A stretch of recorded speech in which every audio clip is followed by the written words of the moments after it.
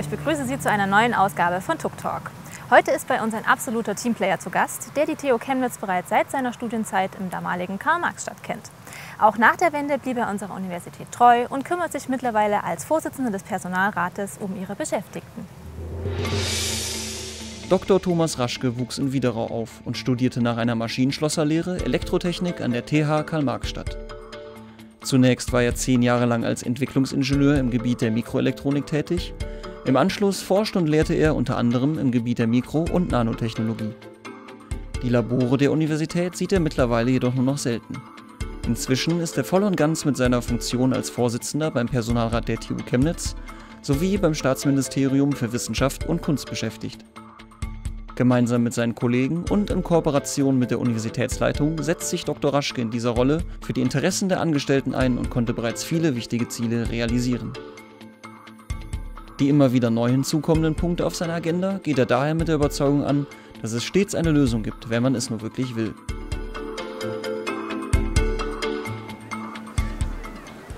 Hallo Herr Raschke, willkommen bei TUK Talk. Ich freue mich, dass ich heute hier sein kann. Sehr, sehr gern.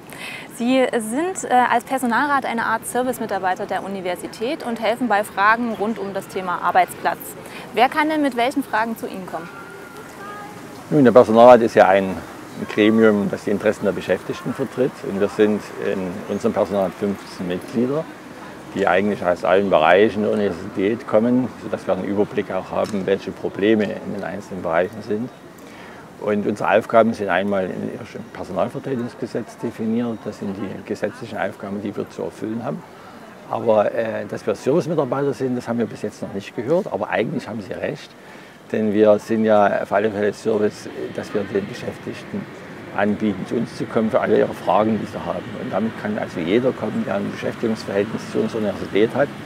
Das heißt also, ob Sie nun Fragen zu Ihrem Arbeitsvertrag haben oder zu Ihren Arbeitsbedingungen, bis hin zu Entwicklungsmöglichkeiten. Das ist alles möglich, da gibt es überhaupt keine Einschränkungen. Auf eins möchte ich vielleicht hinweisen, man sollte nicht zu lange warten, wenn es Probleme oder Konflikte gibt. Dort sollte man rechtzeitig kommen, denn sobald sich was verfestigt hat, sind Lösungen sehr schwierig. In letzter Zeit wurde ja auch sehr häufig über den sogenannten Rahmenkodex gesprochen. Was genau erwartet denn die Mitarbeiter jetzt? Ja, der Rahmenkodex ist ja eigentlich ein Ausdruck einer politischen Diskussion nach der Novellierung des Wissenschaftszeitvertragsgesetzes. Und in Sachsen hat man einen Rahmenkodex erlassen oder sich eine Willenserklärung erlassen, wo alle sächsischen Hochschulen, also alle 14, sich beteiligt haben, einschließlich dem Ministerium und dem Hauptpersonalrat beim SMWK. Und der regelt eigentlich die Umsetzung des Wissenschaftszeitvertragsgesetzes an den Hochschulen in Form von Befristungen und Karriereperspektiven. Das hat eine Weile gedauert, bis Sachsen soweit war und die Hochschulen soweit waren, aber mittlerweile gibt es den Rahmenkodex und es gibt auch an allen Hochschulen, glücklicherweise auch bei uns, Regelungen, den umzusetzen. Und wir sind der Meinung, es war sehr nötig, das zu tun, weil die Befristungszeiten, speziell für Mittelbau, ja immer sehr kurz waren. Ich glaube, wir haben eine gute Lösung. Wir sind sehr dankbar, dass wir gemeinsam mit unserer Universitätsleitung dazu gekommen sind. Jetzt erwartet uns alle gemeinsam die Umsetzung dieser Regelungen. Und wir sind sehr hoffnungsvoll. Ich glaube, es gibt noch viel zu tun, vor allen Dingen im Bereich der Promotionsstellen. Dort haben wir natürlich Nachholbedarf. Das sind weiterhin jetzt in der Übergangszeit noch sehr viele kurze Verträge gültig. Aber ich denke, das wird sich einrichten lassen. Ziel sollte sein, die Vertragslaufzeit so lang zu machen, dass ich mein Qualifizierungsziel auch erreichen kann in einem Vertrag. Und dieses Ziel ist noch ein Stück weit weg, aber wir werden als Personal alles dafür tun, dass es gelingt. Es gibt noch 2 andere Varianten im Rahmenkodex, das möchte ich nicht unerwähnt lassen. Es wird die Drittmittelbefristung noch geregelt. Das haben wir ja in unserem Hause schon vorher relativ zügig angegangen, dass wir Vertragslaufzeiten für die Arbeitsverträge so lange gestalten, solange der Drittmittelvertrag abgeschlossen ist. Und erfreulicherweise gibt es noch eine Regelung für das nichtwissenschaftliche Personal.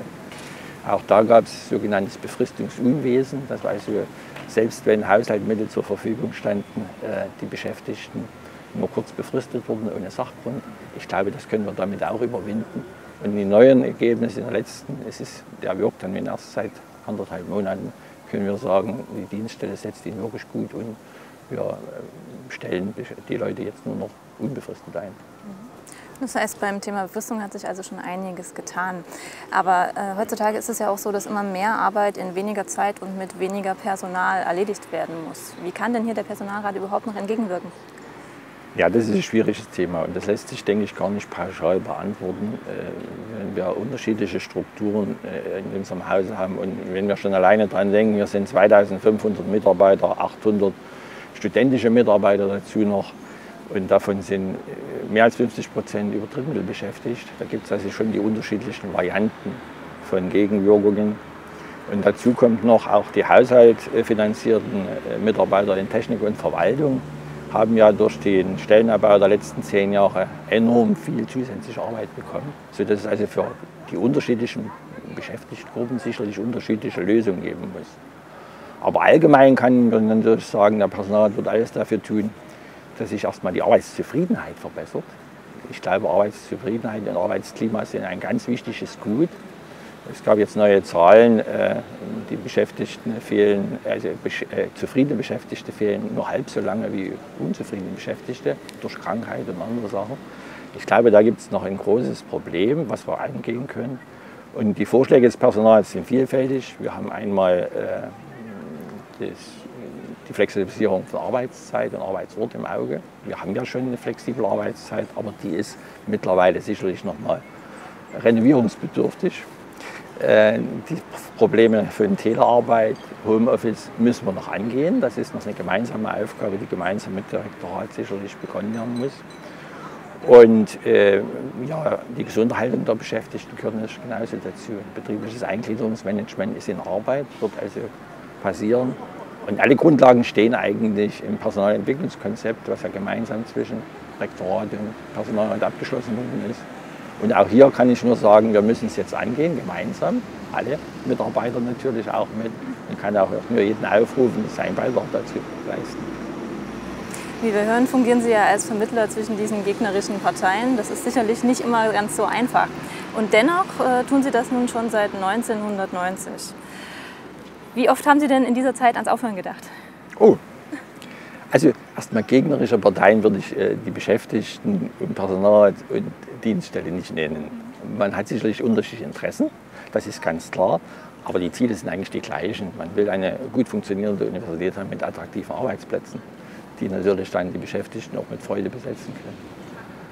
Die zweite Sache, ans Aufhören gedacht, ich glaube, es ist richtig, ich bin schon sehr lange in diesem Amt tätig, aber ans Aufhören gedacht habe ich eigentlich noch nicht.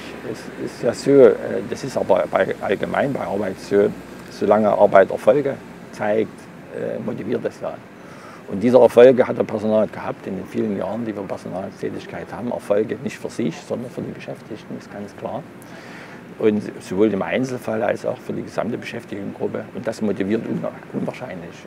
Sodass ich also, nee, ich habe eigentlich nie an Aufhören gedacht. Und Personal sind per se schon natürlich motiviert, sonst würden sie sich nie zur Wahl stellen.